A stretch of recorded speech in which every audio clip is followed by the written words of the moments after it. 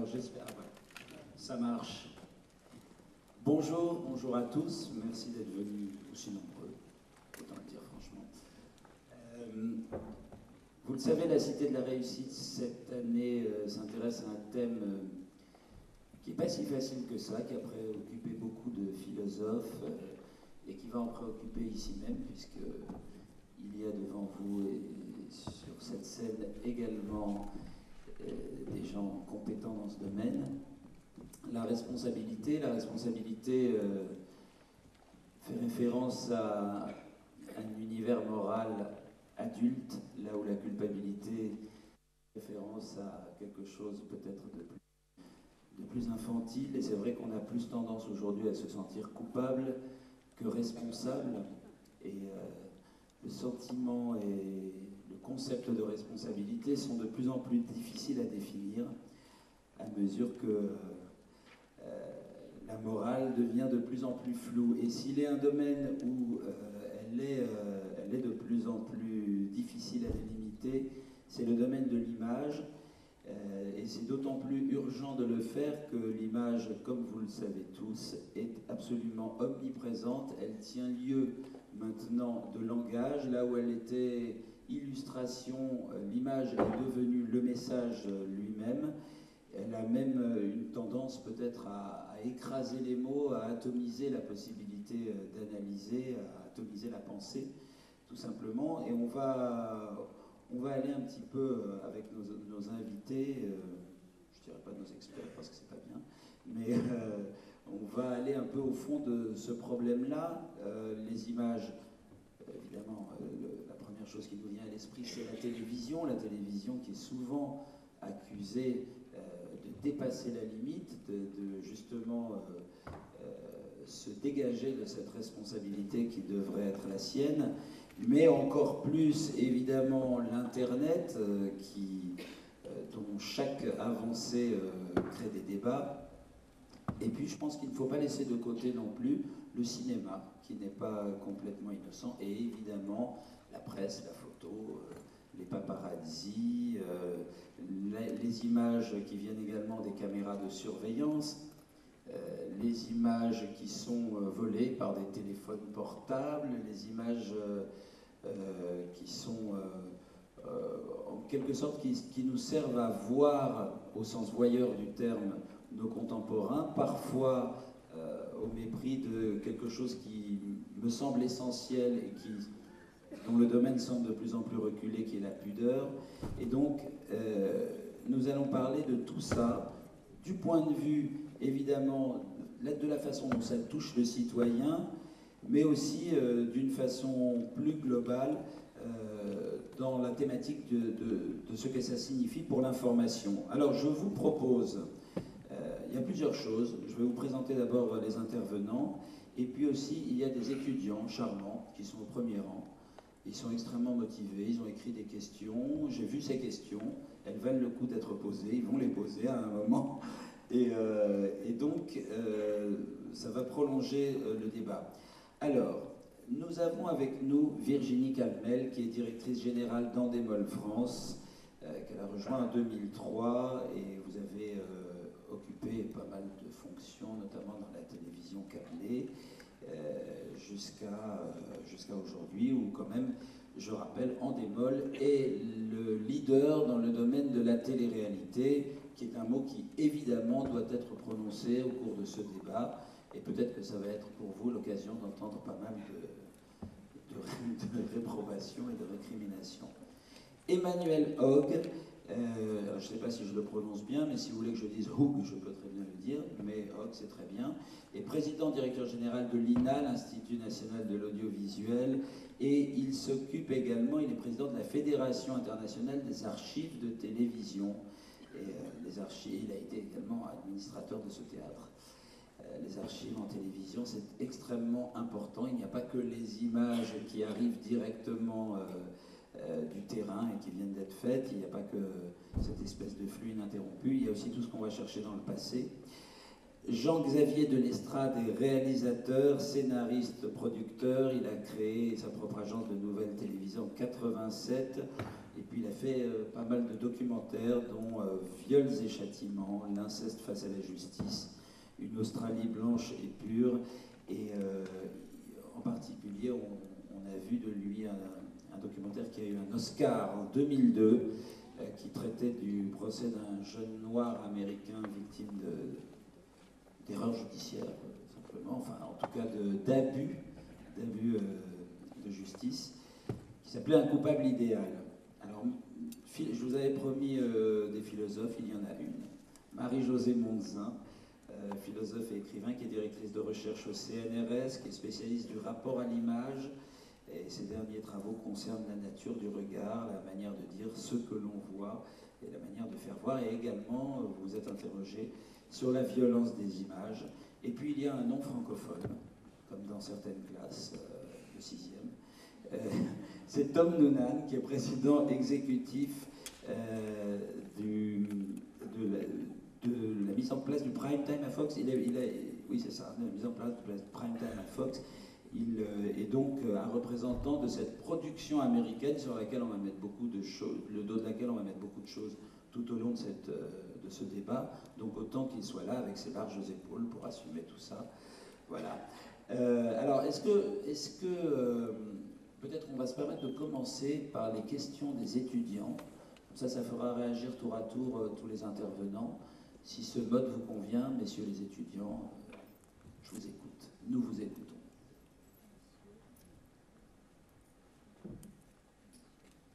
Bonjour, Émilie Galland de SCPEAP. Donc, ma première question portera sur la télé-réalité. Donc, elle s'adresse en premier lieu à Virginie Calmel. Je voulais savoir quels étaient les processus de sélection des émissions au sein des groupes audiovisuels. Sur quels critères choisit-on de diffuser une émission? Si la télé-réalité semble faire le bonheur des chaînes en ce moment, est-ce qu'elle est une réponse adaptée au malaise de la population française? Ensuite, quand ces programmes connaissent souvent de forts taux d'audience, s'il est légitime de les remettre en cause. Et puis ensuite, peut-être que ce sera une question pour Madame Mondzin. Peut-on censurer des programmes ou des images d'actualité sur la base d'observation des faits néfastes?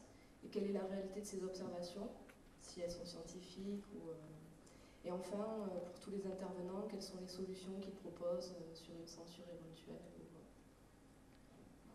Donc en gros, je vais retraduire ça en langage non universitaire. En gros, est-ce qu'il n'y a pas des téléréalités dont on pourrait dire qu'elles sont inutiles, sinon néfastes?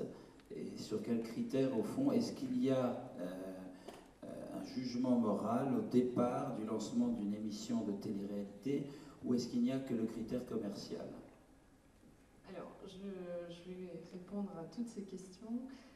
La première, en fait, qui est sur le processus de sélection de ces émissions par les chaînes de télé. Donc, ce qu'il faut savoir, c'est que déjà, il y a une distinction à opérer entre le service public et les chaînes privées.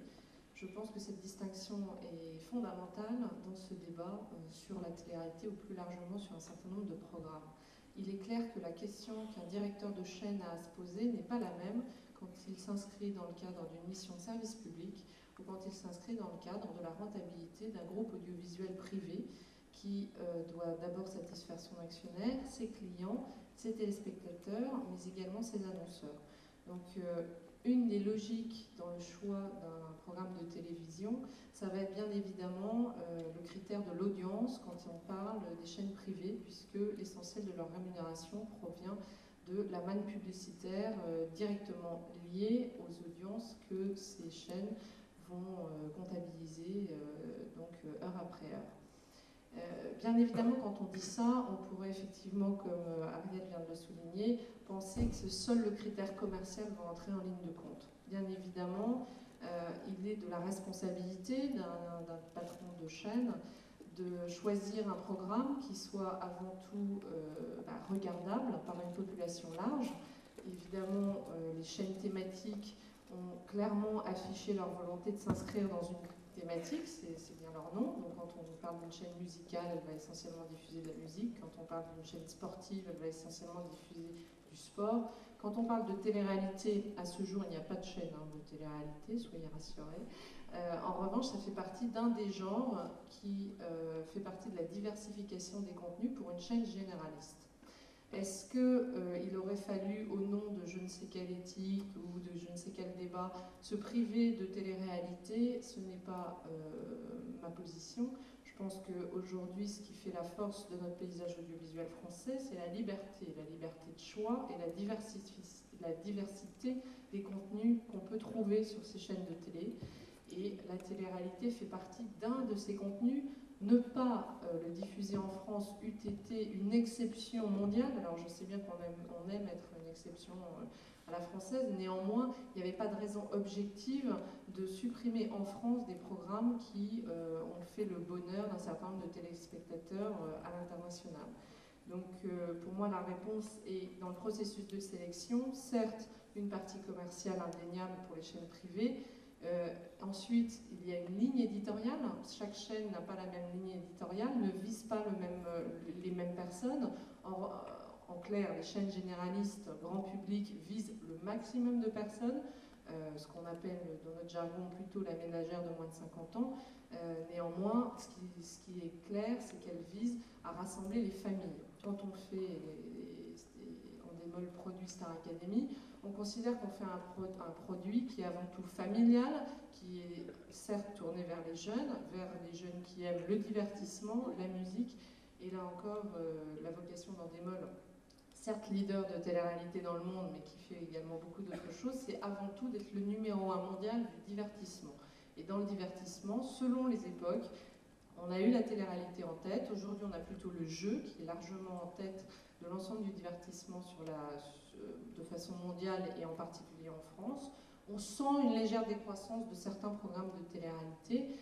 Là encore, ce qui est important en télévision, c'est de se renouveler, c'est de créer de la diversité et c'est bien évidemment de donner à l'ensemble du public un choix. Et la ZAPET permet à l'ensemble justement de sélectionner ces programmes. Justement, j'ai la sensation que la France impose des limites morales beaucoup plus nettes que les autres pays, puisque on voit des téléréalités dans les autres pays qui sont quasiment des concours de torture, qu'on a, bon, peut-être on regrette de ne pas avoir ça ici, je n'en sais rien, mais il se trouve qu'ici on a beaucoup plus des espèces de jeux, de chansons, et beaucoup moins de cette télé-réalité vraiment trash et dure. Alors c'est vrai que dans certains pays... Est-ce que c'est une spécificité française? Non, mais c'est vrai que dans certains pays, on va dire que certains créatifs ont poussé la création assez loin et ont touché à des domaines qui peuvent apparaître un peu, disons, éthiquement contestables, ce que vous appelez donc oui. des programmes trash. Il est vrai qu'en France... Où le ressort, c'est quand même vraiment de voir quelqu'un souffrir, c'est quand même le ressort de fond. Oui, alors... En général, ou en tout cas quelqu'un dans un état d'aliénation. Pour les pays qui ont lancé ce type de programme, ça n'a pas été forcément des succès. Donc on voit bien qu'il y a quand même une régulation, heureusement, je dirais, naturelle, et du téléspectateur et du diffuseur, pour se rendre compte de façon assez consensuelle que ça n'apporte pas forcément l'intérêt escompté, et en tout cas que ça ne rencontre pas forcément l'audience escomptée. Enfin, dans le pays natal de la télé-réalité, la Hollande, un programme où quelqu'un... On est allé très loin en Hollande. Se pique à l'héroïne en direct à la télé, fait des records d'audience. Non, pas des records à ma connaissance, et en l'occurrence, c'est vrai qu'ils sont allés très très loin. C'est pas en démol. C'est pas en démol, non, je suis assez à l'aise pour en parler, mais néanmoins, ce sont des programmes qui quelque part montrent la limite justement au trash et au fait qu'il y a un moment donné où il y a une régulation naturelle qui s'opère. Alors elle s'opère à double titre, c'est-à-dire que sur les chaînes, là encore privées, qui se rémunèrent avec la publicité, il y a déjà une éthique naturelle d'un directeur de programme de chaîne, et l'idée est quand même de proposer, et comme vous le savez, le CSA en France veille à ça, une certaine réglementation pour ne pas mettre à l'antenne des programmes qui pourraient être subversifs, notamment sur des cibles. On pense aux enfants, on pense aux adolescents, selon les créneaux horaires. Comme vous le savez, on ne peut pas mettre n'importe quel programme à l'antenne, même si c'était la volonté. Donc il y a cette régulation. Mais au-delà de cette régulation, il y en a une autre qui est peut-être un peu plus... on va dire économique et pragmatique, c'est l'annonceur. C'est qu'il y a un certain nombre d'annonceurs qui de toute façon n'iraient pas s'associer à des programmes extrêmes qui dépasseraient un certain nombre de normes morales acceptables. Je veux dire, les annonceurs, on ne va pas les citer, mais un certain nombre de grands groupes d'annonceurs ne peuvent pas associer leur image à des choses qui seraient particulièrement dégradantes, salissantes ou extrêmes. Donc ça aide, je dirais, d'une certaine façon, quoi qu'il arrive, à régulariser et à réglementer et à instaurer des limites à ce qui est acceptable.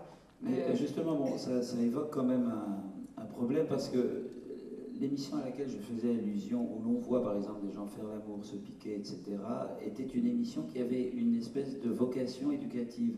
On va vous montrer ce qui se passe quand. Et un peu comme au début du siècle, on montrait par exemple des photos d'indigènes nus pour montrer des gens nus tout simplement, ou bien dans les années 70, les gens regardaient des cassettes d'éducation sexuelle pour pouvoir regarder quelque chose de pornographique. Il y a quelque chose comme ça aujourd'hui. On met une espèce d'exigence morale sur le dos de la télévision qui souvent peut faire passer des choses encore plus complexes.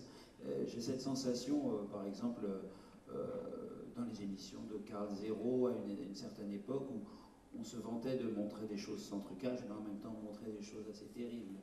C'est-à-dire qu'il y a une nouvelle exigence morale qui est très très bizarre, qui pèse sur la télé. Alors, je ne sais pas ce qu'en pense notre ami philosophe, et si vous avez l'impression que ces images-là,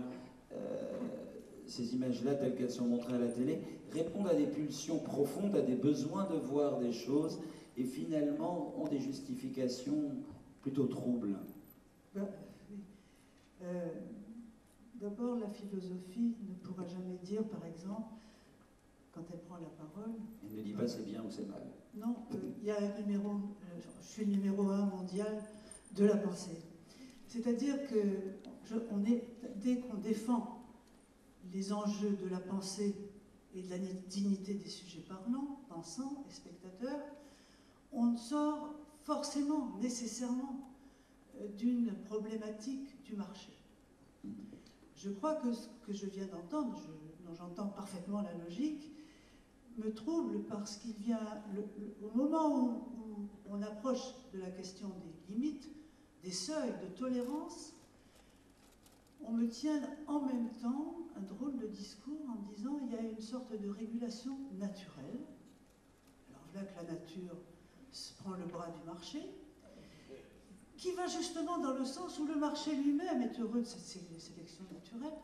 Bref, un retour à la nature et un service du marché, qui passe outre l'enjeu de la pensée, qui est celui qui n'est ni celui de la nature, ni celui du marché, qui est celui de la culture, qui est celui de la pensée, éventuellement de l'art dans les meilleurs des cas, mais moins de la culture.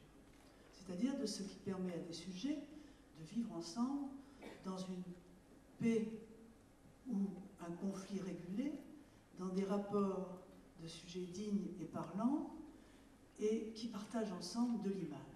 Or, partager de l'image, c'est d'abord et avant tout partager de l'émotion. Même si on apprend des choses en voyant des images, on les apprend sur un régime émotionnel et sur un régime de confiance et de croyance. Qu'on vous montre ce qui se passe en ce moment en Irak, que l'on vous montre un procès en pédophilie dans une région plus ou moins proche, à partir du moment où les choses arrivent par l'image, on vous demande d'y croire, de faire confiance. Donc le problème, c'est la construction émotionnelle du spectateur en tant que sujet parlant, pensant et digne de ce... Disons, que celui qui s'adresse à lui est digne de confiance et que celui celui qui envoie des images, pour lequel il a du respect. C'est-à-dire, il y a quelque chose de l'ordre éthique, et l'éthique n'est jamais une chose naturelle. L'éthique, le régime éthique, ne revient ni de la nature, ni du marché. L'éthique vient d'une construction par l'éducation, par la pensée, par la parole, de ce qui se passe entre nous quand nous voyons des images. Quand nous voyons des images, nous sommes émus et nous sommes amenés à les croire. Et l'émotion, elle se calcule non pas en audimat, mais en intensité, en grandeur intensive, en qualité. Le fait que nous aimions et que nous haïssions, que nous souffrions et que nous jouissons, Voilà ce dont l'image s'occupe. L'amour, la haine, la jouissance et la souffrance. Mais voilà que nous savons bien qu'il y a de la souffrance qui fait jouir. C'est là que ça se complique. Parce que nous sommes des sujets de pulsion. En tant que sujet des pulsions, c'est-à-dire habités par la terreur de mourir, par le désir de tuer, par l'envie d'aimer, l'envie d'être aimé, en tant que nous sommes des sites émotionnels à haute intensité, comment se construire une vie sociale dans laquelle les rapports de régulation et de proximité entre nous permettent de partager des choses qui nous arrivent individuellement. Hein. On a beau être tous ensemble en train de se regarder ou être en famille devant la télévision, parce que là aussi c'est merveilleux, le soin qu'on prend est de la nature et de la famille avec le marché. Bon, bref, on est nombreux à regarder la télévision. Qu'est-ce qui se noue entre nous, hein? Est-ce que nous sommes saisis d'émotions si violentes qu'à la limite, comme on le fait pour les sex shops, on serait aussi bien en cabine pour voir certaines téléréalités, aussi bien en cabine pour voir certains JT, histoire de pouvoir pleurer ou jouir tranquillement? Ou bien y a-t-il là quelque chose qui se passe et qui construit du commun? Du commun, c'est-à-dire des choses dont nous pouvons répondre en nous en parlant. Ce que nous en pensons, ce que nous en disons.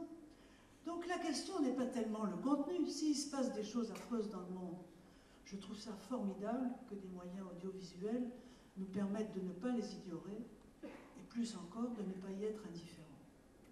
Plus encore peut-être de se demander qu'allons-nous faire, hein, face à cette souffrance. Parce que c'est une souffrance qui nous responsabilise évidemment. Donc la première question, c'est: nous est-elle communiquée dans des termes qui sont dignes de foi? Et nous est-elle communiquée de telle sorte que chacun, d'où il est, peut en parler avec son voisin sans se dire que le type de jouissance ou de souffrance qu'il a eu n'est pas communicable, hein? Souvenez-vous le 11 septembre, où toute une rhétorique de l'indicible, de l'impensable, de l'incommunicable a fait qu'on ne pouvait pas, là, on ne pouvait pas en parler. On était, voilà, l'émotion à l'état pur, le degré zéro de la pensée. C'était ça. Il a fallu un long temps, et au prix parfois de désagréments importants, pour ceux qui s'en sont chargés, de remettre en mouvement de la pensée, en disant oui, d'accord, une chose violente, terrible, qui nous atteint au plus profond. Qu'est-ce qu'on va en faire, nous, ici, qui avons vu cela, qui ne l'avons pas vécu? Qu'allons-nous en faire entre nous? Nous allons en faire quoi? De la haine pour une partie de l'humanité? De l'identification pour une autre partie de l'humanité?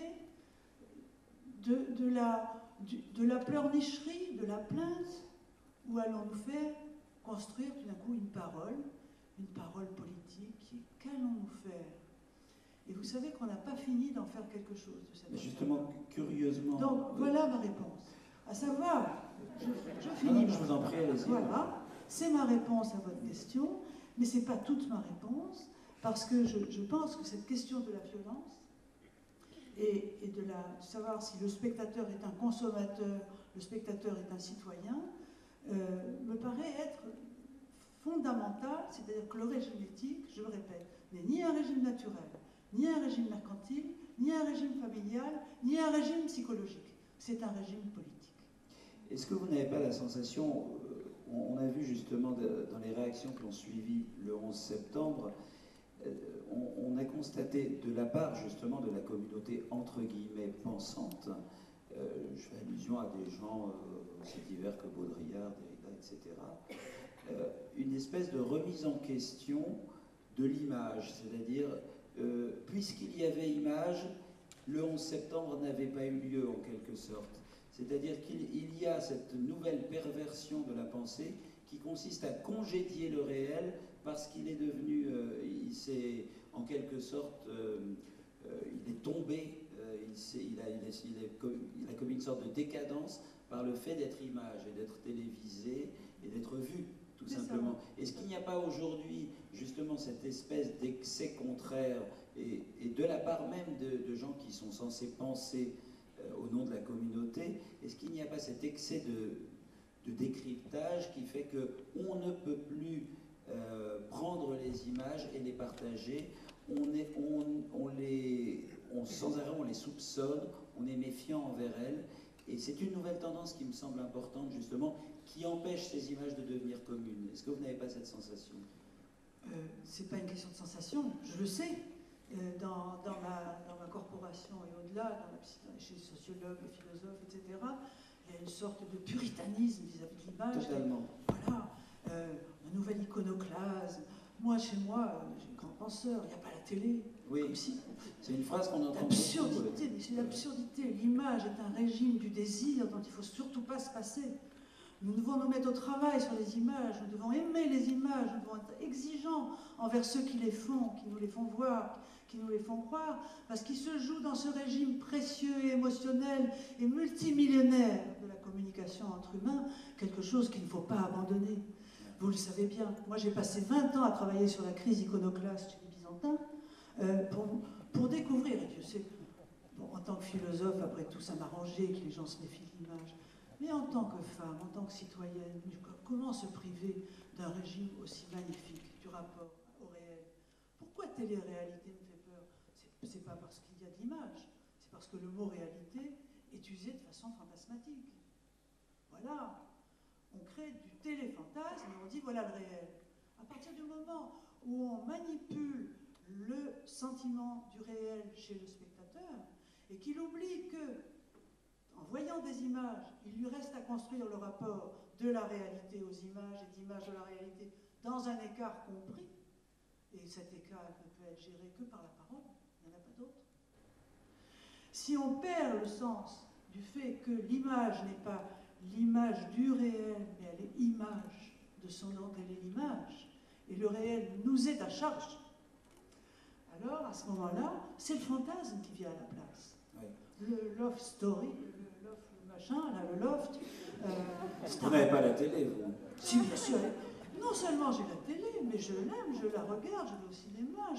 J'ai consacré ma vie à la question de l'image parce que je suis une iconophile convaincue. Et que je dis, citoyens, citoyennes, ne laissons pas les images à n'importe qui. C'est un bien infiniment précieux. Justement, un monde sans image est un monde foutu. Justement, alors il y a deux phénomènes. Oui, je vais aller vers deux domaines et je vais m'adresser à Emmanuel Hoc, président de l'INA, et qui s'occupe donc beaucoup d'archives télévisuelles en particulier.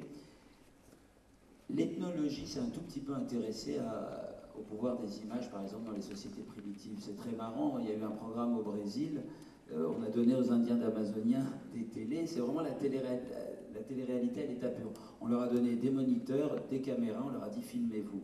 Ils sont vraiment devenus fous de ça. C'est devenu quelque chose, mais de totalement pour eux une tâche quotidienne, au point que le chef de la tribu disait il faut tout filmer, sinon tout disparaîtra. Donc c'est-à-dire qu'il y a une équivalence vraiment dans le mental primitif entre voir et faire vivre en quelque sorte, c'est-à-dire faire une image et faire vivre. Aujourd'hui, on a ce phénomène incroyable qu'est YouTube et tous ces sites de partage vidéo où tout le monde filme tout et n'importe quoi et le met en commun à n'importe quel moment et fait que finalement le monde, il y a encore un deuxième monde qui se crée via l'Internet par rapport au réel, il y a encore un nouveau monde fait d'images arrivant de manière désordonnée. Est-ce que vous avez la sensation, lorsque vous regardez les archives, même les plus anciennes, qu'il y a un caractère entre guillemets sacré, quelque chose qui vraiment est fondateur dans l'image, qui a une civilisation qui se crée au moment où on peut commencer à filmer et à photographier des choses? Oula, la question est un peu trop vaste pour mon petit esprit, mais toutes les questions sont vastes. Je vais essayer de donner quelques éléments. C'est vrai que nous sommes dans une situation où l'image est aujourd'hui généralisée, et souvent on parle d'une image, mais ce qu'on oublie, c'est que les images sont en compétition les unes avec les autres. C'est un autre élément, ce qui fait que dans un monde où hier on parlait d'une télévision, d'une chaîne, d'un rapport très unilatéral et un peu monolithique, on est dans un dispositif où 30 ans, 20 ans, plus tard, quand les monopoles sont tombés et que oui, il a suffi de 10 ans pour que tout ça explose. Tous ces dispositifs juridiques, techniques, sociaux ont explosé, ce qui fait qu'il y a des images absolument partout et des images animées absolument partout. Ce qui fait d'ailleurs que nous sommes nous-mêmes, le discours sur la responsabilité de l'image a probablement évolué dans le temps, parce que être responsable d'une image mais en compétition avec les autres, enfin, à mon avis, change un peu la donne. Là, je vous rejoins un peu, c'est quel niveau de prise de responsabilité on a, nous, téléspectateurs, vis-à-vis de ces images. Parce que c'est pas, ceux qui produisent les images sont responsables de ce qu'ils font, comme tout être ici-bas sur Terre, mais quel est le degré de responsabilité que ceux qui les reçoivent ont la capacité d'exercer sur ces images? La question de l'éducation à l'image et de l'éducation par l'image qui est posée. Bien évidemment, il y a 20 ou 30 ans, c'est un problème qui ne se posait pas, parce qu'on était tous assez frais, assez neufs, nos cerveaux étaient encore assez légers en termes d'image, mais nous accumulons de fait, nos civilisations accumulent, comme vos primitifs commencent à accumuler énormément d'images, et notre cerveau est quand même... Nous devenons des disques durs surchargés. Sont assez surchargés de ces images.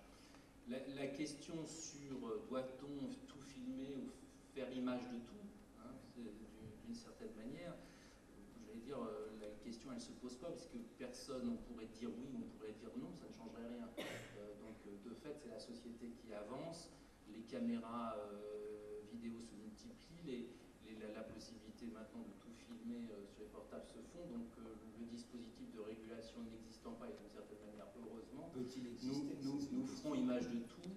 Ce même débat, il y a 20 ans ou 30 ans, aurait eu lieu, il n'est pas filmé, aujourd'hui il est filmé, et donc tout fait image. La question, et ça change le rapport à la mémoire de manière assez forte et fondamentale, pendant des siècles et des siècles, la mémoire était constituée de ce qui restait, ce que le temps ne tuait pas et ne perdait pas avec lui. C'est-à-dire le papyrus qui tombait, la pierre qui s'écroulait, le vitrail qui se brisait, tout ça faisait des pertes de mémoire irréparables, et finalement l'histoire des siècles passés est une histoire construite sur la base des restes de cette mémoire physique qui n'est pas tombée avec le temps. À l'ère du numérique, à l'ère de la multiplication des sources de captation de l'ensemble des signaux que nous émettons, la mémoire et l'histoire de nos civilisations vont se construire sur la base d'un tri. Parce que là, nous sommes passés dans un autre dispositif où l'image a une responsabilité centrale, c'est que nous pouvons faire mémoire de tout.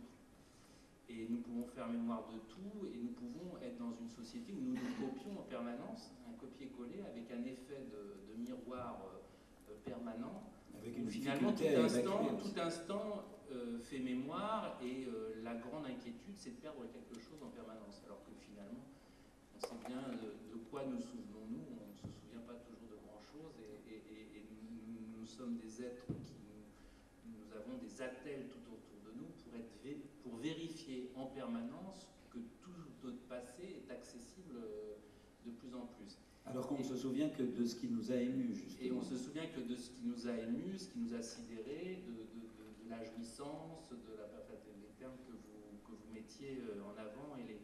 Alors ça, c'est pour tous ceux qui sont responsables des images dans le temps. C'est une situation très compliquée. Doit-on tout garder, pas tout garder? Doit-on sélectionner? Pour qui? À quelle fin? Quelle utilisation? Donc ça, c'est une grande question. Je voulais juste, après avoir essayé de tenter un tout petit peu de répondre pour apporter des éléments de réflexion sur ce sujet, donner un autre élément sur la question de la responsabilité par rapport à l'image, du seuil naturel, ou disons du seuil de tolérance. Il y a un élément qu'il ne faut pas oublier quand on pose cette question, c'est la dimension historique. Car une société n'est pas tolérante ou n'accepte pas les mêmes images en fonction d'un certain nombre de codes culturels. Il y a des images qui peuvent très bien passer au nord et qui ne passeraient pas au au sud, qui ne passerait pas à l'ouest, qui ne passerait pas à l'est. Il y a des images, par exemple dans le fond de l'INA, il y a une image qui date de 1962 ou 63. C'est une expérience faite à 20h30, c'était de l'époque des grands directs scientifiques, d'Igor Barrère. Et à 20h30, il y avait des expériences sur des animaux vivants qu'on tuait, qu'on disséquait, voilà, après le journal télévisé. Il n'y avait qu'une seule chaîne, donc en plus il n'y avait pas la capacité de zapper. On voyait un lapin se faire découper, etc., des animaux se faire décapiter, et puis il y avait le professeur qui, en même temps que le lapin criait horriblement, expliquait le système nerveux, etc.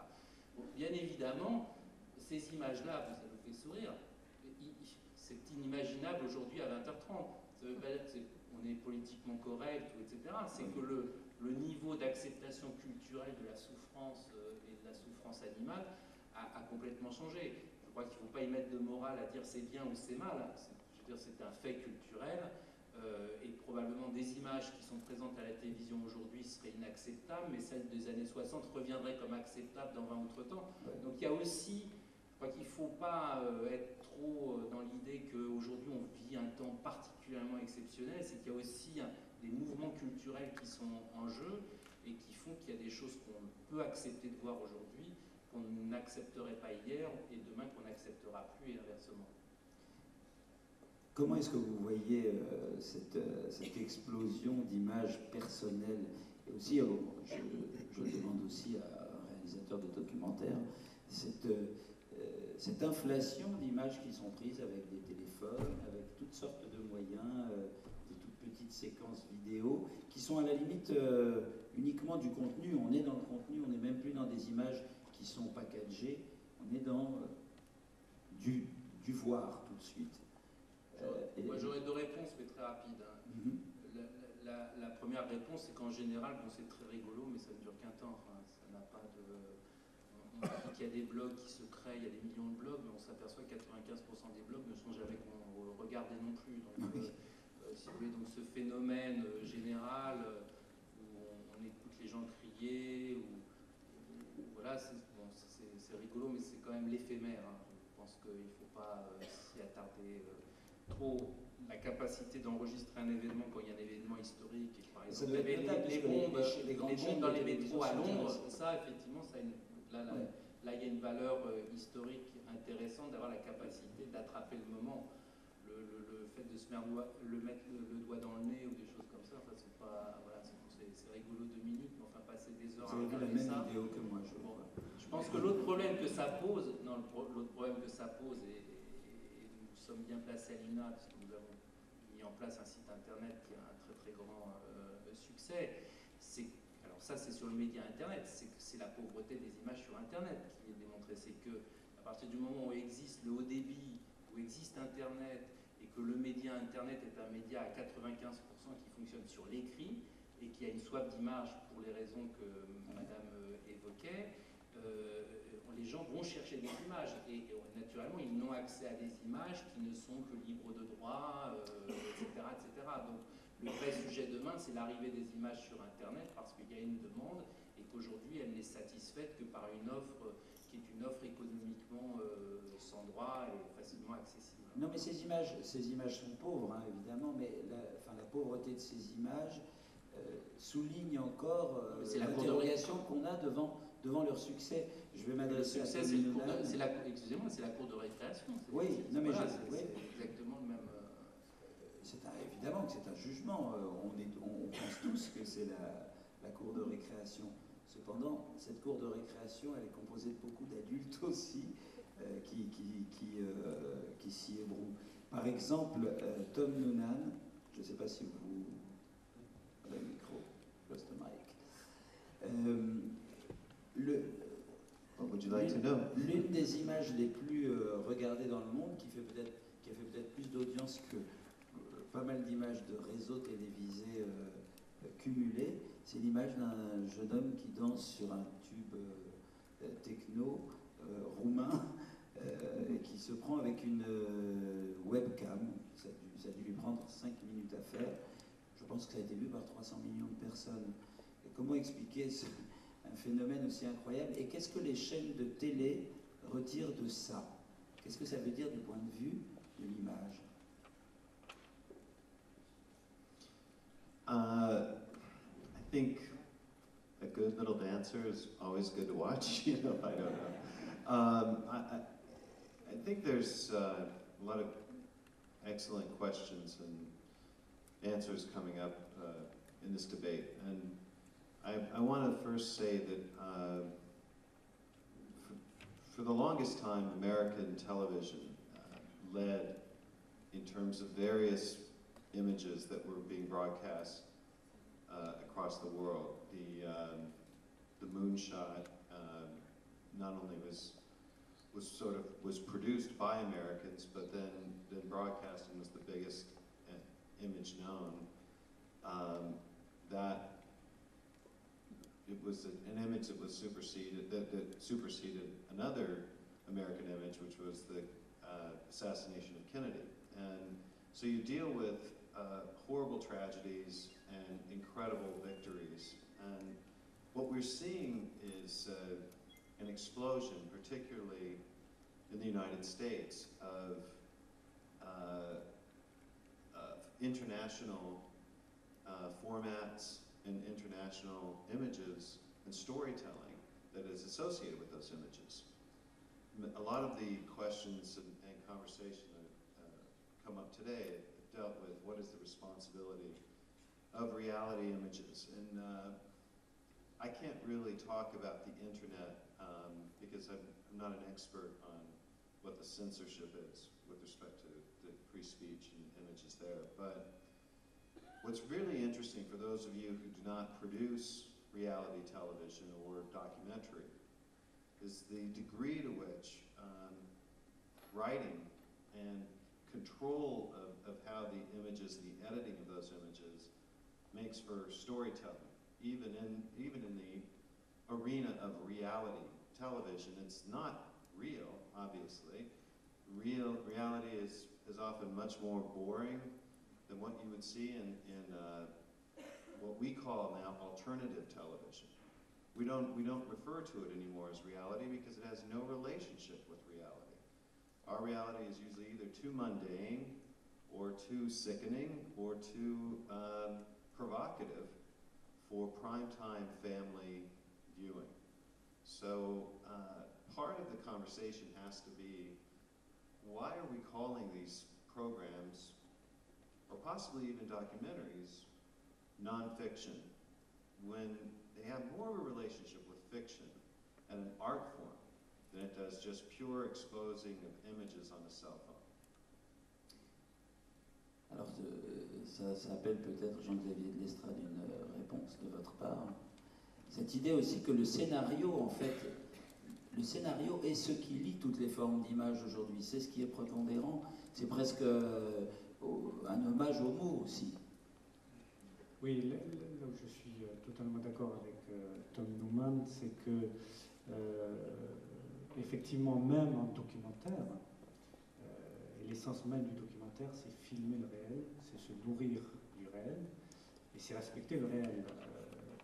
Et par exemple, la grande différence avec ce qu'on appelle la télé-réalité, où il y a le mot réalité dedans, c'est que ça n'a rien à voir avec la réalité. On fait croire que c'est du réel, mais ce n'est que de la fabrication de faux réels. Donc nous, en documentaire, on essaye de saisir le réel. Seulement si on se contente de filmer le réel, effectivement, le réel peut être extrêmement ennuyeux, peut-être... et on est obligé aussi, donc, de le filmer d'une certaine manière, d'apporter un regard particulier. Et c'est aussi ce qui fait la différence entre ce qu'on peut voir, ce que les gens peuvent filmer avec leur portable ou des petites caméras, ce qui est diffusé sur Internet. Souvent, ce sont des images prises comme ça sur le vif, mais dans lesquelles il n'y a aucun regard, il n'y a aucun point de vue. Et un vrai documentaire, c'est un film qui porte un véritable regard sur le monde. Faire un documentaire, c'est aussi raconter le monde. C'est pas seulement saisir le réel, c'est transformer ce réel en une histoire qui a un sens, une histoire qui crée des émotions, une histoire dans laquelle les gens peuvent se projeter, qui peuvent donc aider effectivement à ressentir des émotions, mais aussi devenir des outils aussi de réflexion. Et donc, le terme peut-être de non-fiction est assez exact. C'est-à-dire qu'on est dans du réel, mais en même temps, on ne se contente pas d'être dans le réel. Parce que sinon, et on est dans une narration sans subir totalement le réel non plus. Mais finalement, c'est aussi une explication du succès du documentaire aujourd'hui. Vous avez parlé, Marie-Josée. C'est le fait que les gens ont peut-être envie qu'on leur raconte une histoire qui est plus proche d'une réalité. C'est-à-dire... Oui, tout à fait. On leur raconte ce qu'ils voient, ce qu'ils vivent. Je pense que la force du documentaire, c'est précisément quand le documentaire est bien fait et que c'est cette véracité-là qu'on peut y trouver, que le téléspectateur peut y trouver. C'est-à-dire que, tout à l'heure, Madame Monzin parlait de relations de confiance qui peut s'établir entre celui qui a filmé, qui raconte une histoire à travers les images, et le téléspectateur qui les regarde. Et c'est ça qui est très gênant à travers la télé-réalité, c'est qu'il n'y a pas de véritable confiance, c'est-à-dire qu'on fait croire à une certaine réalité qui n'existe pas, alors que il faut absolument que le téléspectateur sache en permanence ce qu'il est en train de regarder, quel type d'image il est en train de regarder. Et dans un documentaire, il faut qu'il sache de manière très précise, concrète, qu'il est en train de voir quelque chose qui est un rapport direct avec la vie réelle, avec le réel, et donc acquérir la force du réel. Alors voilà le moment un peu difficile pour les modérateurs, c'est quand tout le monde veut parler. Maintenant le débat est lancé. Alors Marie-Josée Monzin. Le marché, la pensée. Je vous en prie. Il y a des questions là. Simplement, je voudrais effectivement revenir sur cette notion d'abord de télé-réalité. C'est vrai qu'on peut élaborer longtemps sur la sémantique. Je crois qu'il faut aller un peu au-delà. Ça s'est appelé comme ça. Maintenant, effectivement, on parle plus de non-scripted programs. C'est vraiment pour des milieux très spéciaux. Oui, et je pense qu'en plus, très sincèrement, je pense que le grand public ne s'y trompe pas. Voilà. Donc moi, je ne crois pas qu'il faille faire tout un débat sémantique. C'est vrai que ça peut être dangereux d'utiliser le mot réalité. Je pense que le public est suffisamment averti quand même pour constater que c'est bien de l'image qui passe par l'intermédiaire d'une télévision avec des caméras et qu'à partir de ce moment-là, on est déjà un petit peu déconnecté du réel, de la vraie vie. Et je pense qu'il ne faut pas non plus vouloir, et ce serait grave à mon sens, faire croire aux téléspectateurs qu'on fait autre chose qu'un programme de divertissement. Pour moi, être responsable, c'est d'abord assumer ce que l'on fait. Quand on se dit numéro 1 du divertissement, on ne fait pas de la culture, on ne fait pas de l'intelligence, on fait du divertissement. Et on pense, ça va lancer le débat, mais on pense très sincèrement, ça peut être intelligent ou ça peut avoir des aspects culturels. C'est pas ce que je ne le dis pas. En revanche, pardon, on construit peut-être du patrimoine en termes d'archives, ça c'est sans doute, mais je veux dire, on ne revendique pas de faire un programme qui soit un programme particulièrement intelligent, et je pense qu'il faut assumer ça. Il faut assumer, mais je pense que ce qui est important, c'est que dans cette salle, je suis convaincue que si on faisait un petit sondage, la plupart des gens répondraient qu'ils veulent de l'intelligence, des programmes culturels, éducatifs et à forte portée pour les générations futures. Et malheureusement, fait est de constater que quand vous regardez les audiences, eh bien malheureusement Arte a toujours un peu de mal à performer, et TF1, avec effectivement un autre type de contenu, réalise des audiences qui sont assez incroyables. On l'a vu avec La Ferme. La Ferme, c'est un programme dit entre guillemets de télé-réalité. Tout le monde a bien compris que ça n'a rien de réel. Simplement, on appelle télé-réalité le fait de mettre des gens filmés 24 heures sur 24. Donc c'est vrai qu'on a considéré, contrairement aux documentaires, que là, on allait tout voir, y compris quand ils ont des parties plus intimes de leur vie, c'est-à-dire la salle de bain, les toilettes, etc., la cuisine, la traite des vaches. Bon, voilà à peu près ce que recouvre la notion de réalité. Donc on a bien compris que c'est effectivement dans un cadre particulier, avec une scénarisation qui est, de mon point de vue, réelle, il faut pas la nier, mais je pense qu'il serait grave de la nier aussi pour le documentaire. Parce qu'à partir du moment où il y a l'intervention d'un homme derrière une caméra, qui, comme vous le disiez, raconte une histoire, il y a déjà l'implication d'une personne. Donc on n'est pas simplement sur filmer des images sans état d'esprit. Vous racontez une histoire, vous avez une trame, vous voulez démontrer quelque chose et les images vont aider à le faire. Et je pense que dans le documentaire, au contraire, on peut à l'extrême, avec des images réelles, raconter une histoire selon la façon dont on va monter les images. On ne raconte pas la même histoire. Et je pense qu'il serait grave de dire que la télé-réalité n'a rien à voir avec le réel, mais que le documentaire, lui, filme du réel. Je pense que tout ça est la somme d'interventions humaines et qui, de facto, sont souvent... il y a du parti pris, il y a de l'émotion, vous le disiez, il y a de la transformation de l'image. Donc tout ça, à mon sens, est quand même assez symptomatique du fait qu'il n'y a pas, au-delà de ça, comment dirais-je, une sorte de conscience qui pourrait dire ça c'est du réel, ça ne l'est pas, ça c'est la somme de tout ça avec l'intelligence des individus pour faire la part des choses qui fait qu'on passe un message de savoir ce qu'est la vie réelle, pas réelle. Je voudrais juste, pour terminer sur un autre sujet, vous dire qu'on parle beaucoup de télé-réalité, bon, pourquoi pas, et du média télé. Mais le média télé est aujourd'hui celui qui est quand même le plus réglementé. Et Internet produit aujourd'hui une foultitude d'images. Alors vous dites pauvre, là-dessus je vous rejoins pas tout à fait. Il y a une foultitude d'images absolument non réglementées. Et c'est plutôt ça, moi, qui m'inquiète en termes de responsabilité. C'est qu'aujourd'hui, que ce soit les grandes chaînes de télé, que ce soit... Mais je pense que ce qui est simplement dangereux, c'est d'avoir un accès absolument libre à des images d'une violence inouïe ou d'une pornographie inouïe, etc.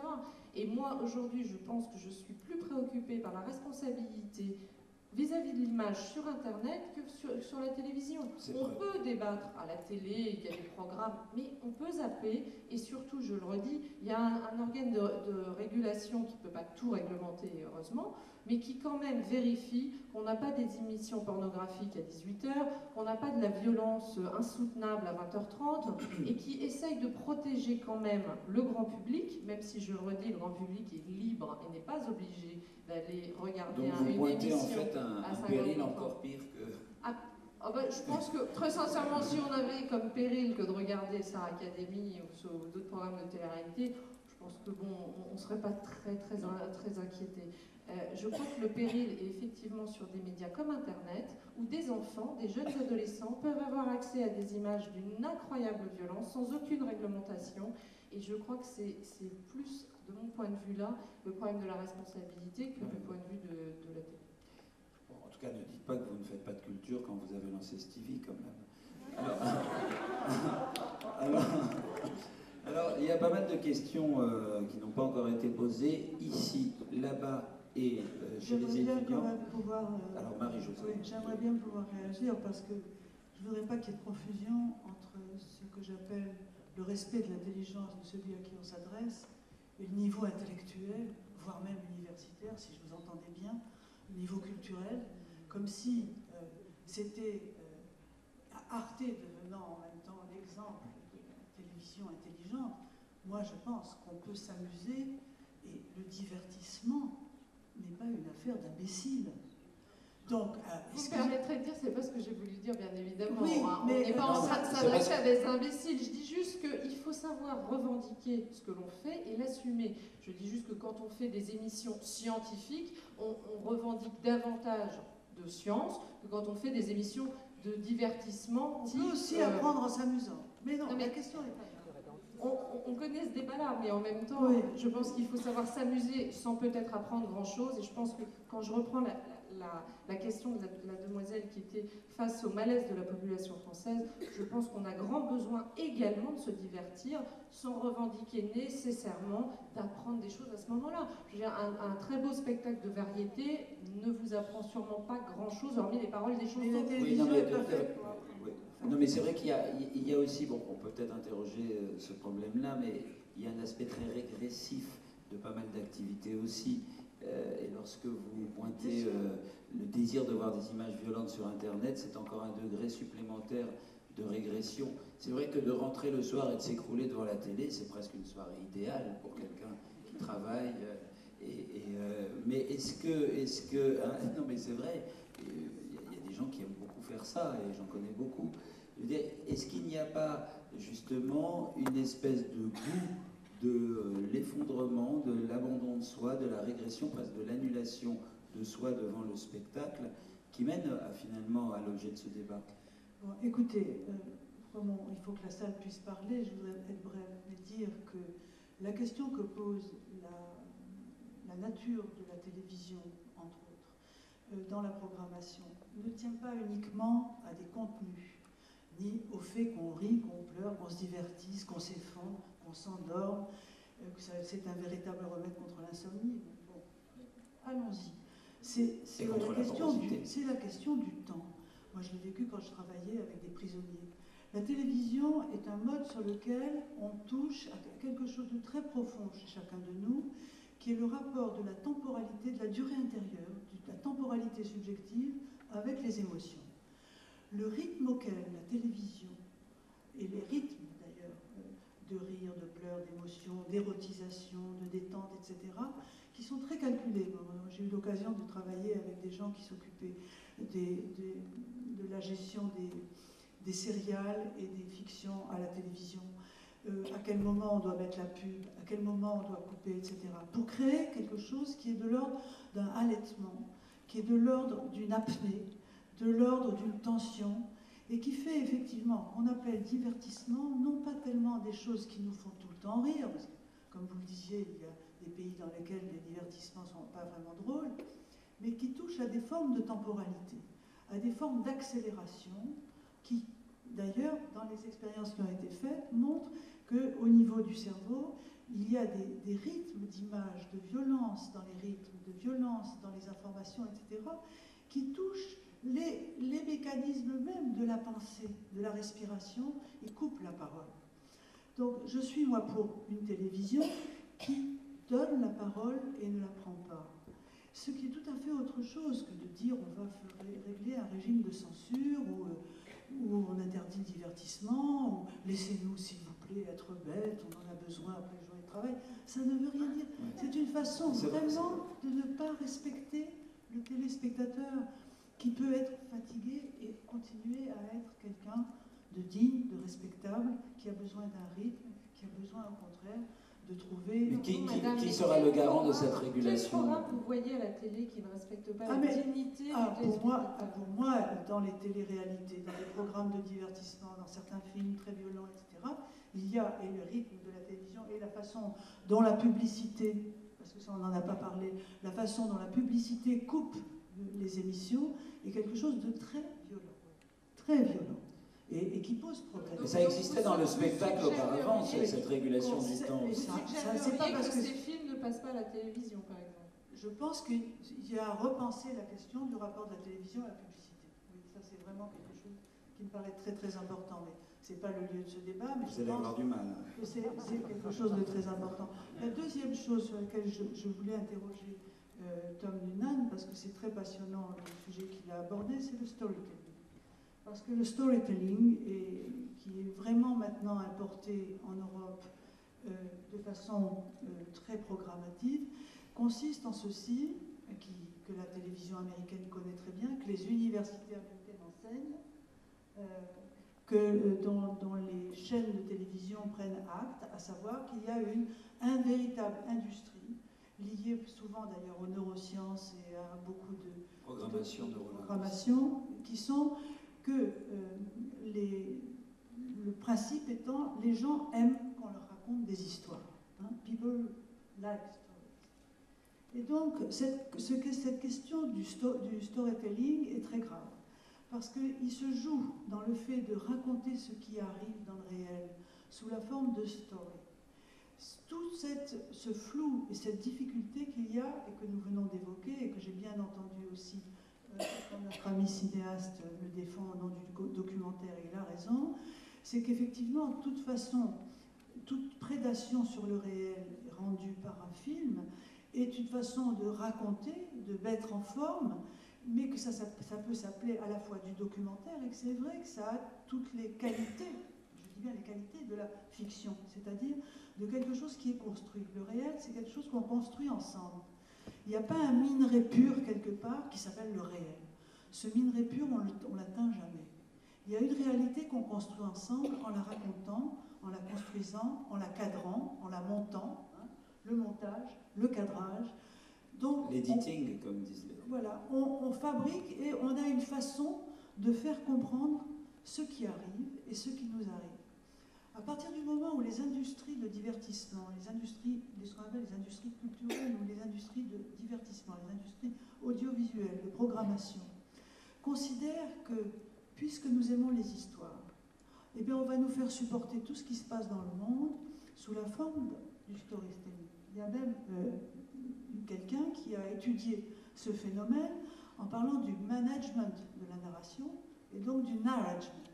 Vous en avez entendu parler sans doute, hein, le narragement, le management de la narration. À savoir qu'il y a une industrie qui se met au point et qui est en train de venir en Europe, qui est comment on doit raconter les choses aux citoyens pour qu'ils les croient sous la forme sous laquelle on leur raconte. Qui est valable aussi pour la littérature avec les ateliers d'écriture. Alors, ça va partout. C'est-à-dire le storytelling devient une espèce de coqueluche qui prend la place de la parole individuelle et subjective, de la parole intersubjective, de l'objet, ce qui fait que les images, nous racontant une histoire, nous empêchent, nous, de construire notre propre narration. Or, ce qui est important, c'est qu'une image qui nous apporte un état du monde et un état visible du monde doit nous donner le maximum de liberté, ce que vous avez évoqué dès l'ouverture, hein, la question de la liberté, vous l'avez aussi évoqué, Madame, en parlant de votre responsabilité, c'est-à-dire que quelque chose de la liberté reste un souci de notre démocratie, mais pour que cette liberté soit préservée, il faut que les modes de narration et les constructions de récits nous restent à charge. Si on nous raconte les choses déjà complètement préformées, et qu'une fois que nous avons eu telle ou telle émission, nous savons exactement ce qu'il faut en penser, ce qu'il faut en dire, et définitivement, et qu'il n'y a plus de débat entre nous, je pense que c'est ça l'impasse de la pensée. Et donc, je voulais le signaler parce que Tom Noonan a justement parlé de ce storytelling. Oui, on peut lui poser la question, est-ce qu'il y a une mécanisation, une industrialisation du storytelling? Est-ce qu'il y a, c'est vrai, par exemple, on dit la stand-up américaine, un comique doit faire rire toutes les 30 secondes. Une fois qu'il a fait rire 3 fois toutes les 30 secondes, les gens rient automatiquement jusqu'à la fin du spectacle. Bon, il y a de ça, il y a cette mécanique extrêmement huilée. Est-ce que votre pays détient ce secret-là? Et si vous pouvez nous le donner, s'il vous plaît. No. Est-ce qu'il l'exporte? No, and again, I thank you for tolerating my speaking in English. I wish that I was had a greater handle on the French language, but anyway, thank you for having me here today. No, in fact, the only format that I think in television that the United States is doing exceptionally well with, which should come as no surprise, is the police procedural. Dramas about cops and seeing them brought to justice. The two big franchises that you know out there are Law and Order and CSI. And there's the producers behind those shows seem to have found a formula for success with those programs. And those programs have successfully moved in their current produced state all around the world, and they've also had the formats of storytelling transcribed to various territories in their own languages with their own actors. But quite the contrary, we're not seeing American influence in all of the other areas. In fact, American television is importing now more projects from Endemol, and in the alternative area, the biggest format provider for us is the United Kingdom. In comedy, we're also finding a lot of formats from the United Kingdom, and I've spoken to classes here and to colleagues about the degree to which the United States is lost right now with respect to the narrative.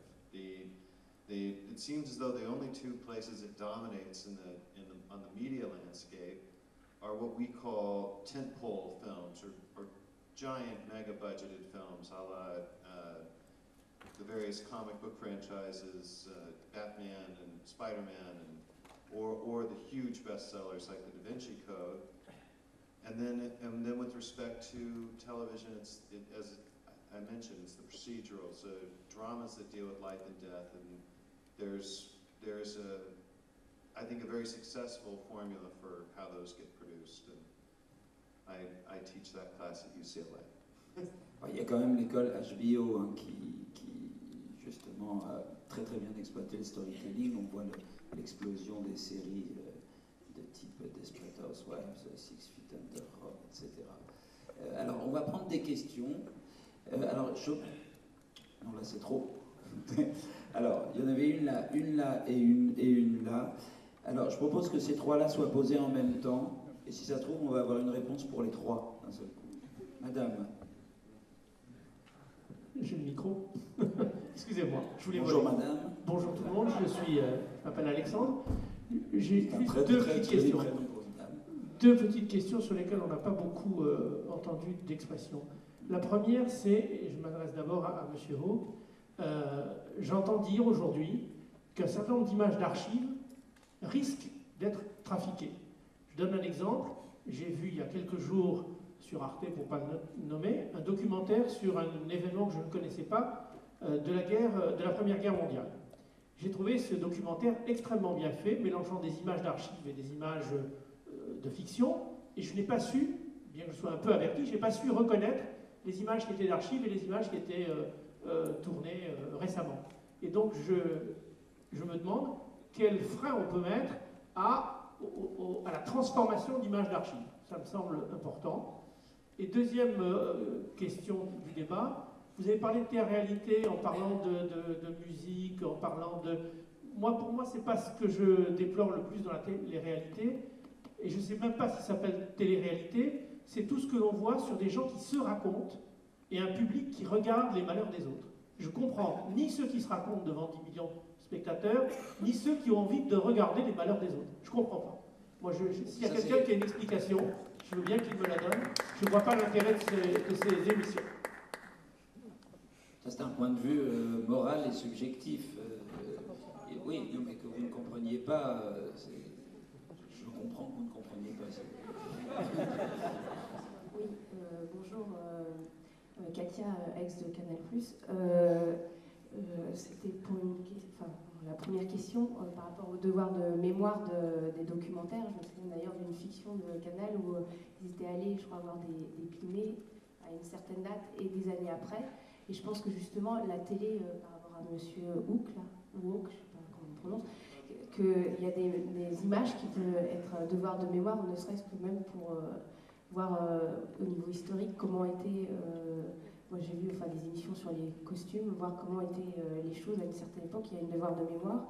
Et également par rapport à la télé-réalité, à Mme Calmels, parce que vous parliez de la télé-réalité, qu'il faut avoir un degré pas d'intelligence, mais justement Arrêt sur Image, qui est une émission sur Arte, parle et prend des enfants d'ailleurs d'école pour étudier, justement, je pense que ce qu'on disait, ne pas être passif devant la télé, et justement savoir décortiquer les images, et les enfants sont très très intelligents, ils comprennent des choses, et arrivent même à dire des choses que même un adulte des fois ne voit pas. Et Arrêt sur Image, je me souviens d'ailleurs qu'ils avaient décortiqué les Love Story et tout, parce que Daniel Schneiderman au départ disait que jamais il verrait ça, et après il a dit qu'il était complètement accro à cette émission. Et il a décortiqué l'émission, et suite à justement qu'il voyait le côté négatif de dire tapez 1 vous éliminez, tapez 2 vous éliminez, et bien justement après on a dit tapez 1 vous gardez, tapez 2 vous gardez. Donc comme quoi même les choses intellectuelles peuvent aider la télé-réalité à être un peu moins dure. Donc les enfants... Merci Daniel Schneiderman, vous devriez l'engager d'ailleurs. Mais justement je voulais vous demander votre avis en tant que M. Xavier Lestrade, en tant que réalisateur de documentaires. Les nouvelles enfin je sais pas comment on appelle ça, programme, qui arrive là, enfin moi dernièrement j'ai vu sur le vol de Washington, là où justement ils sont rebellés, tout ça, ils ont fait un moitié documentaire basé sur la réalité, moitié fiction. Il y a eu des émissions comme Rome qui expliquaient aussi... c'est le docu-soap, quoi. Voilà, c'est ça. Mais justement, c'est moins peut-être télé-réalité, mais qui explique quand même des choses où... Je peux pas répondre à la question, parce qu'il n'y en a pas. Merci. Je vais poser une question très rapide, parce que c'est aussi un sujet qui a été évoqué, mais pas complètement complété. C'est le rapport de l'audience avec la responsabilité qu'on peut avoir des images, parce que j'ai cru comprendre à un moment donné qu'on pouvait justifier les images par l'audience qu'elles développaient, en disant, ben, effectivement, la sanction du public sur une télévision et sur de la dite télé-réalité, elle est là par rapport au programme d'Arte. Et effectivement, je pense que ce raisonnement, en laissant la responsabilité de la justification des programmes par soit les annonceurs, soit l'audience, c'est-à-dire la même chose, c'est-à-dire le marché, est extrêmement dangereuse. Hein, et que, en tout état de cause, on ne peut pas laisser apparaître ce genre de raisonnement qui dit, ben oui, il y a beaucoup de monde qui le regarde, par conséquent, ce programme doit être justifié. Bon, on est tous d'accord là-dessus, malheureusement, je pense que c'est une philosophie qui est très très répandue. Hein. C'est quelque chose qui... Non, mais je pense qu'il ne faut pas déformer mes propos. Je ne suis pas en train de dire que c'est une philosophie qui... C'est vrai qu'on ne peut pas défendre ça. Du coup, qui ferait qu'on pourrait s'abstenir de sa propre responsabilité, soit en tant que producteur, soit en tant que diffuseur de ce type d'image. Néanmoins, je me permettais juste de dire que entre le déclaratif et ce que les gens ont envie de voir, il y a souvent un gap qui est quand même certain et dont le diffuseur, c'est encore son métier, est obligé de tenir compte. Là encore, quand vous faites des programmes, et je pense que ça fait parfois mal à un certain nombre de producteurs, il y en a beaucoup qui ont fait des programmes qui n'ont pas marché, qui n'ont pas rencontré leur public, alors que probablement ils étaient les premiers à considérer que c'était des beaux programmes, bien faits, qui avaient beaucoup de qualité. Et c'est vrai qu'il ne faut quand même pas non plus, au nom de la responsabilité et devenir une télé aseptisée, avec, au nom de principes qui, là encore, pour moi, sont très difficiles à définir. Et je crois que quand on a une autorité de régulation comme le CSA, on est déjà, je le disais tout à l'heure, à l'abri de choses qui sont vraiment problématiques pour les enfants, pour la violence, le sexe, etc.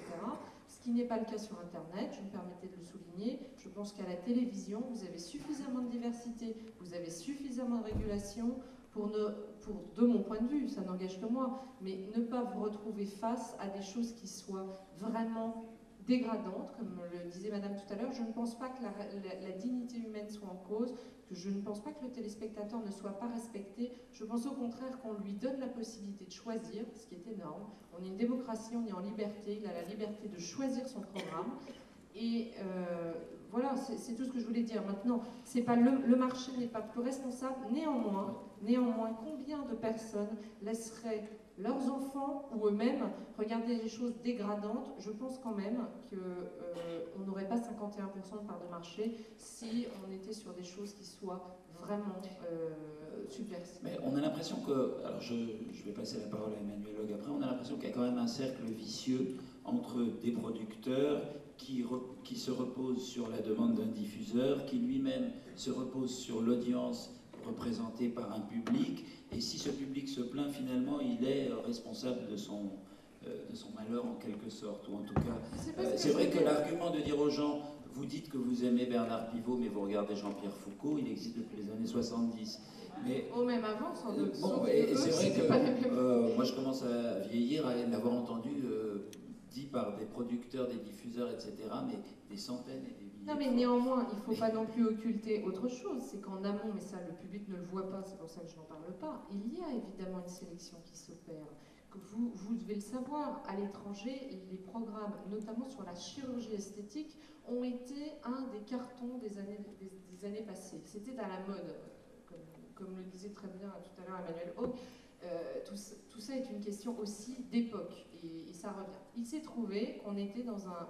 On parle d'image, là effectivement on était en plein dedans. Au nom de l'image et de l'apparence, les programmes de chirurgie esthétique faisaient des audiences maximales dans beaucoup de pays, et aux États-Unis notamment. En France, vous n'en avez quasiment pas vu. Pourquoi? Parce que les producteurs, si je parle d'Endemol que je connais bien, on est détenteurs de formats sur la chirurgie esthétique.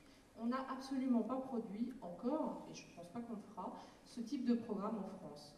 Les diffuseurs eux-mêmes, M6 a acheté directement des droits de ce programme The Swan, pour ne pas le nommer, et ne l'a pas diffusé.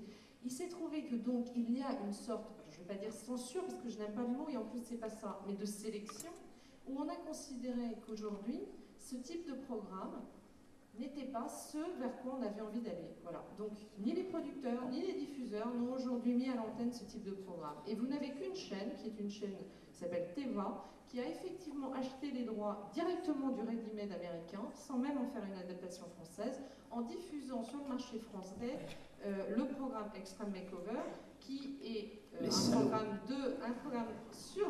Non mais là encore, chacun a le choix, et si ça se trouve ici, personne n'a regardé Teva et personne n'a regardé ce programme. Donc on a forcément je suis très surpris par le fait que vous trouviez si choquant qu'on montre des programmes de chirurgie esthétique. C'est pas choquant, je dis juste que s'opère...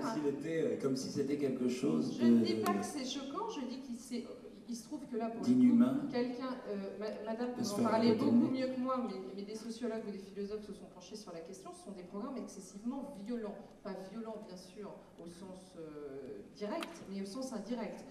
Une femme qui se fait faire de la tête aux pieds et qui découvre en prime time devant et sa famille et les téléspectateurs son nouveau visage est souvent un programme extrêmement violent où ce type de personnes vont avoir derrière un support psychologique essentiel. Nous, on considère que c'est peut-être aujourd'hui trop violent, effectivement. Je pense que les dépressions nerveuses qui suivent des accès de célébrité contrôlés n'ont rien à envier à ça. Mais enfin bon, c'est pas... J'en ai pas connu beaucoup des dépressions nerveuses qu'on suivi, contrairement à... S'il vous plaît. Emmanuel Log. S'il vous plaît, par-delà les Emmanuel Log voulait parler d'abord, et puis... Il y avait deux questions, la question de l'authentification des images et puis la question de la mémoire. Alors, sur la question de l'authentification des images, bien évidemment, les moyens techniques permettent d'utiliser et réutiliser les images et de les transformer. Alors, ça, on ne pourra jamais l'interdire par définition, à une exception près, c'est que si ces images sont recouvertes par un certain nombre de droits, notamment le droit des auteurs, on peut toujours aller, il y a des jurisprudences célèbres sur la colorisation des images, la colorisation des films et le détournement de certains films qui rétablissent les auteurs ou ceux qui ont participé à la création d'une œuvre dans leurs droits et qui dénoncent, si ça s'est fait sans leur autorisation, cette pratique. La question se pose plus en termes de droit pour ce qui est rentré dans le domaine public, parce qu'à ce moment-là, bien évidemment, mais rien aujourd'hui ne vous interdit de réécrire Victor Hugo et de transformer Les Misérables en changeant les noms. Bon, et personne ne vous attaquera puisque Victor Hugo est dans le domaine public. Donc c'est exactement le même principe. Donc ça existe pour les textes, ça pourrait exister sur les images. Alors c'est là où même si le droit l'autorise, où la responsabilité de ceux qui détiennent en nombre ces images, et notamment l'INA pour la France, la question de la source de référence, la capacité d'authentifier, de revenir à la source, ou en tous les cas de pouvoir dire attention, ou si je veux travailler sur la Première Guerre mondiale, quelles sont les images authentiques, sont capitales. Donc ça ne veut pas forcément dire qu'on a un devoir de police vis-à-vis de ces images trafiquées, parce qu'il n'y a pas forcément de droit à le faire, comme la Bibliothèque nationale n'a pas de droit à aller rétablir les bons prénoms des misérables si on les trafique sur Internet. Mais en tout cas, de pouvoir donner en capacité à tous ceux qui le souhaitent à revenir à l'image de base et à l'image de référence. Ça, je crois que ça, c'est un devoir de service public, ça, c'est un devoir que les institutions qui gèrent des grandes collections de sons, d'images, de textes, de tableaux doivent être en mesure de faire. Et j'allais dire d'autant plus quand on est sur Internet. On peut juste simplement éventuellement dire que quand on utilise des images, alors c'est toute la question du docu-fiction, etc., mais c'est de savoir si on ne prévoit pas un avertissement au début ou à la fin, pour juste donner aux téléspectateurs, lui dire il y a des choses qui vont être réelles et pas réelles, mais lui donner un élément de pédagogie ou de compréhension. Ça, c'est la réponse un tout petit peu à la question sur le trafic des images, mais c'est vrai que ceux qui sont détenteurs des images d'origine auront une responsabilité d'autant plus forte en termes d'authentification, de certification, et d'être des pôles, des piliers de responsabilité et d'autorité dans un monde qui paraît très dérégulé et très mouvant. La question de la mémoire, est-ce qu'on peut faire mémoire de tout et qu'est-ce qu'on doit garder? Juste un chiffre que je cite souvent, la production audiovisuelle dans le monde depuis 1945, radio et télévision, d'après les estimations de l'UNESCO, c'est 250 millions d'heures. La planète a produit 250 millions d'heures de programmes et de radio. Sur ces 250 millions d'heures, 80% vont mourir d'ici une dizaine ou une quinzaine d'années. Parce que depuis 2-3 ans, on est passé au numérique, mais depuis 45 jusqu'à 2 jours, c'est de l'analogique. C'est du film, c'est de la bande vidéo, la mémoire audiovisuelle ne s'inscrit pas sur la pierre, elle s'inscrit sur des supports qui sont plus fragiles que le papier et qui meurent beaucoup plus rapidement que la durée de vie d'un homme. Et par ailleurs, les matériaux de lecture ne sont plus produits. Vous ne pouvez plus relire une bande vidéo des années 70 puisque les constructeurs ne construisent plus ces matériels. Donc tous ceux qui détiennent la mémoire audiovisuelle de la planète, les chaînes de télévision, comme en France l'INA et puis des structures comparables, sont dans une course contre la montre pour prendre ces matériels analogiques et les passer le plus rapidement au numérique, puisque de toute façon aujourd'hui c'est la seule solution dont on dispose. Ça demande beaucoup d'argent. Ça demande beaucoup d'argent. Alors, il faut, là, on est quand même dans une situation, j'allais dire en France, tout à fait exceptionnelle. C'est que la France a, à travers l'INA, la chance de pouvoir dire aujourd'hui que quasiment, sa mémoire audiovisuelle sera complètement sauvée. 100% de ce qui a été produit en analogique et qui sont dans les collections de l'INA seront numérisés. Donc on n'aura pas de perte de mémoire. Ce n'était pas vrai il y a encore 2-3 ans, parce qu'on était dans une discussion, un débat, etc.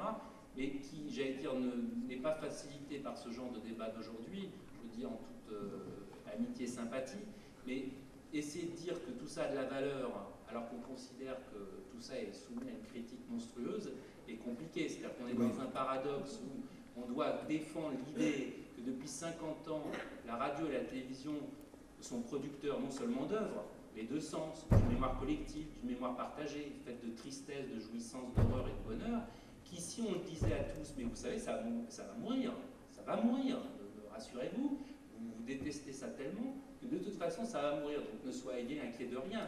Et évidemment, on dit ça, on dit non, il faut garder ces chansons, ces variétés de nos enfants, ces séries télévisées, tout, voilà. Non, mais ça, c'est un réflexe presque psychanalytique. Oui, je le dis, tout le monde l'a compris de quelle manière je le disais. Oui. Aujourd'hui, la France est en mesure de dire on va tout garder.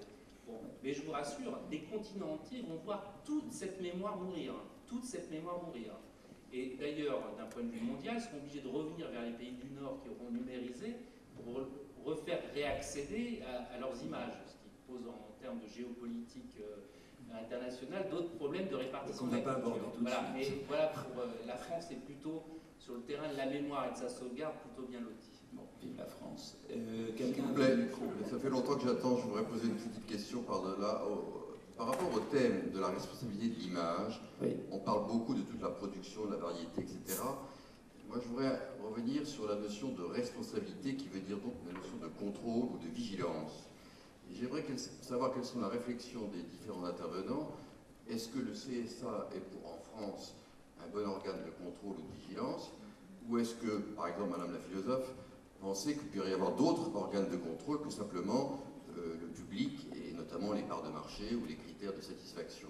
Donc quelle est cette notion, ce contre-pouvoir finalement par rapport à la profusion d'images, et qu'est-ce qu'on pourrait imaginer d'autre que l'organe actuel du CSA? Je n'ai pas l'impression que quelqu'un ici se sente apte à vous répondre, mais je ne sais pas du tout. Ce que je peux dire, c'est que quand il y avait eu un débat il y a quelques années avec Michel Finstein, qui était donc au CSA, et j'en faisais partie de ce débat, pas du CSA, on avait abordé la question de la pornographie. Et donc, dans la mesure où la pornographie était reconnue comme étant véritablement un programme éventuellement dégradant. Je ne sais pas pourquoi, parce que si vous avez vu, comme tout le monde, des films pornographiques, il n'y a vraiment pas de quoi s'affoler. Bref, c'est pas bien, il ne faut pas qu'on en voit, il ne faut pas qu'on en voit très jeune, etc.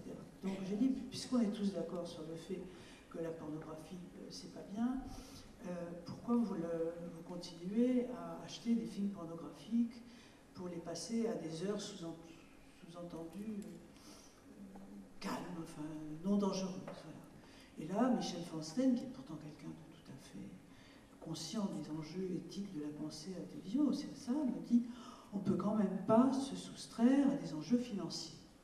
Donc la pornographie, c'est un enjeu de finance. Bon, c'est un enjeu de finance. Là-dessus, quand Blandine Kriegel a fait son rapport sur l'audiovisuel, elle a dit cette chose absolument stupéfiante, en disant, bon, ben, la pornographie, c'est pas bien, d'accord, c'est violent, c'est pas bien. On est toujours d'accord pour dire que c'est pas bien, mais on la verra à partir de 2 h du matin, c'est l'heure où les gens sont assez mûrs pour le voir. J'ai sauté en l'air, non, je ne savais pas que la pornographie nécessitait une très grande maturité. Oui, il y a des éclairs de maturité à voilà, 2 h du matin. Il faut être mûr pour voir la pornographie. C'est-à-dire, on sent très bien qu'il y a là quelque chose sur la question de la violence et le sexe que Madame a évoqué, qui sont effectivement les deux régimes qui inquiètent, hein, la violence et le sexe. Sur ces deux régimes, on ne sait pas très très bien pour quelles raisons il faut en dispenser, épargner les plus jeunes, les plus fragiles, etc. On ne l'étudie pas. On part de l'idée que le sexe, c'est pour la maturité, et la violence, je ne sais pas pour qui. En tous les cas, il semblerait que la violence... C'est peut-être pas le... Enfin, je me permets de dire, c'est peut-être pas le sexe, c'est la pornographie, comme peut-être une sexualité qui se passe de l'autre, justement. Mais ce c'est sont... peut-être ça qui est le plus violent dans la pornographie. Moi, ce que je dirais, c'est que c'est les régimes régressifs de l'émotion. La pornographie, ce sont des films pour enfants. Ça répond à la curiosité infantile de voir par le trou de la serrure ce que fait papa et maman. C'est pas pour ça qu'il faut les montrer à des enfants. Ouais, je crois que là encore, chacun élève ses enfants comme il l'entend, et vous expliquez votre vision, d'autres ne la partagent pas. Non, ma vision, c'est que... Ce que je crois, c'est que c'est bien quand même que la télévision puisse considérer qu'il y a des... Vous voyez, les dessins animés, par exemple, c'est plus intéressant de les mettre le matin ou le soir quand les enfants rentrent de l'école qu'à 2 h du matin. Donc la grille des chaînes étant ce qu'elle est, il vaut mieux que la pornographie soit à 2 h du matin et le dessin animé à 18 h. Et si je veux voir un dessin Est-ce que vous savez qu'on a créé une chaîne de télévision payante pour les bébés à partir de 3 mois? Bien sûr. Oui, oui. C'est un phénomène dont on aurait pu parler, c'est très intéressant. Moi, ça me passionne. Là, il y a de la programmation neurolinguistique. Donc, à 2 h du matin, il y a une chaîne pour les bébés de 3 mois qui réveillent leurs parents. Répondre à la question qui est quand même très intéressante de la régulation, et je pense que c'est très difficile de refaire ce qui existe. Je crois que le CSA a montré dans certains domaines que c'était sans doute bien, notamment le fait d'avertir le téléspectateur, de se dire que le téléspectateur est intelligent et que donc on va l'avertir, on va lui dire attention, film qu'on recommandé, interdit au moins de 16 ans, au moins de 14 ans. Alors la pornographie, désolée madame, mais effectivement aujourd'hui est interdite, dans certains cas au moins de 18 ans. Bon, il y a peut-être un débat sociologique à lancer sur le fait que c'est bien pour les enfants, mais en tout cas, le CSA, lui, a considéré... Recommandé au moins de 10 ans. Et que pour le coup, c'était interdit au moins de 18 ans. Néanmoins, la liberté subsiste.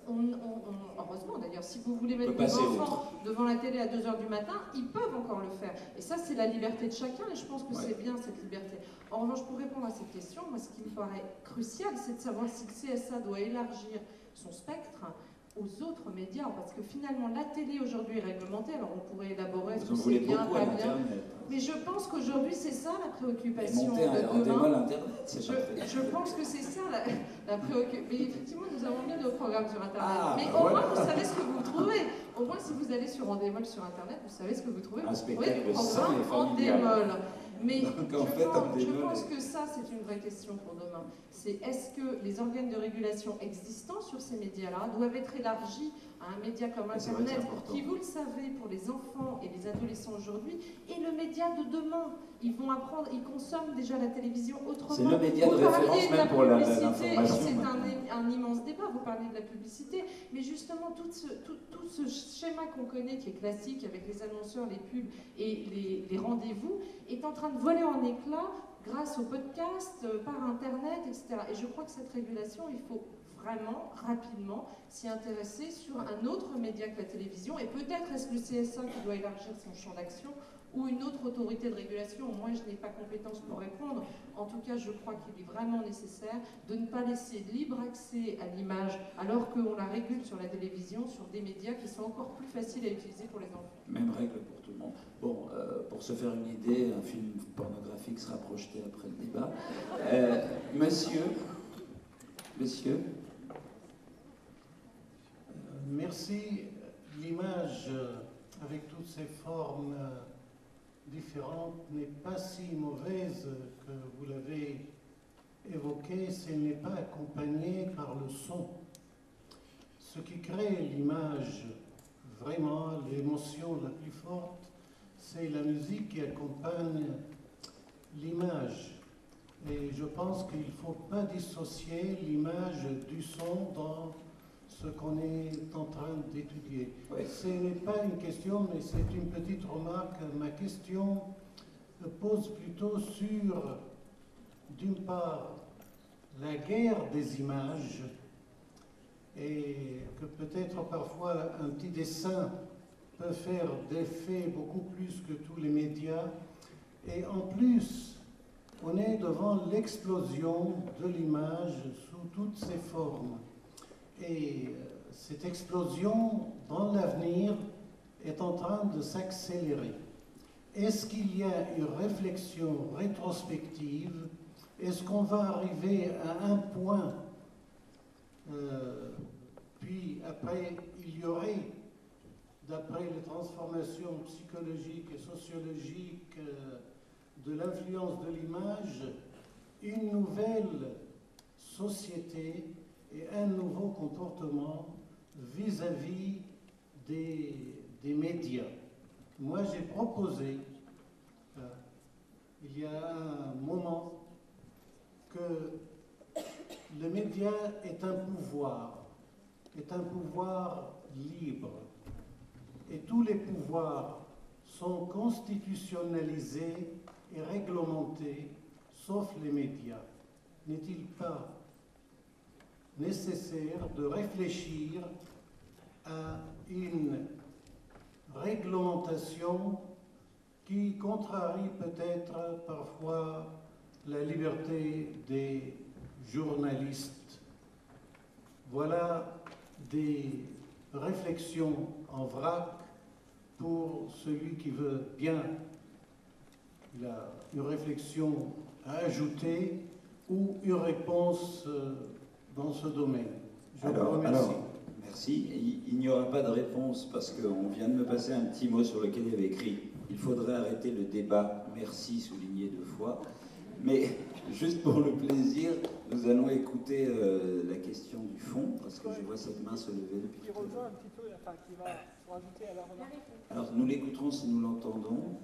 Effectivement, remarque qui rejoint celle qui vient d'être faite et qui s'appuie également sur un paradoxe qui pour moi émerge de votre débat, où l'on constate que le thème est surtout centré sur une responsabilité des diffuseurs, sur une responsabilité de ceux qui font le choix de diffuser des images et non pas sur l'image elle-même. Puisque, et c'est là la remarque du philosophe qui est très intéressante, ce qui effectivement, outre le son, nous marque dans l'image, c'est effectivement un scénario. Un scénario dans lequel je tourne autour de l'image. Et donc,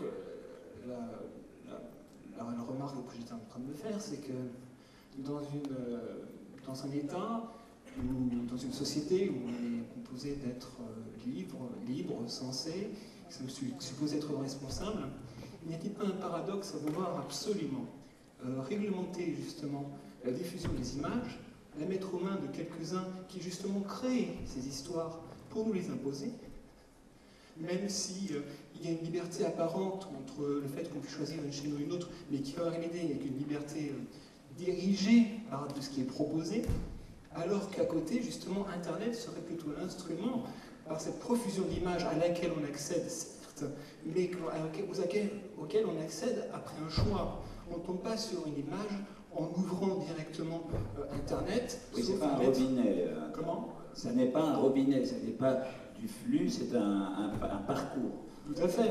Et en cela, c'est tout à fait constructif d'une responsabilité qui n'est pas de l'image, mais de l'individu face à l'image. Et c'est pour ça que j'étais surpris de voir que le débat se tournait essentiellement sur cette réglementation de la diffusion des images, et c'est cette volonté de centrer l'image aux mains de quelques-uns, plutôt que de vouloir permettre à chacun de faire son programme en quelque sorte. Voilà, et de faire oui, mais l'expérience montre qu'il y a possibilité de faire son programme, on pourrait en parler, et que les gens finalement ne le font pas tant que ça. Alors on va laisser un tout petit peu la question ouverte. Vous pourrez en parler avec Virginie Calmel, qui est une passionnée d'Internet aussi. Je remercie Jean-Xavier de l'Estrade, Virginie Calmel, thank you Tom Nolan, merci à Marie-Josée Monzin et à Emmanuel Hogg. Voilà, merci d'avoir été là. Merci aux étudiants de s'être abstenus de poser des questions.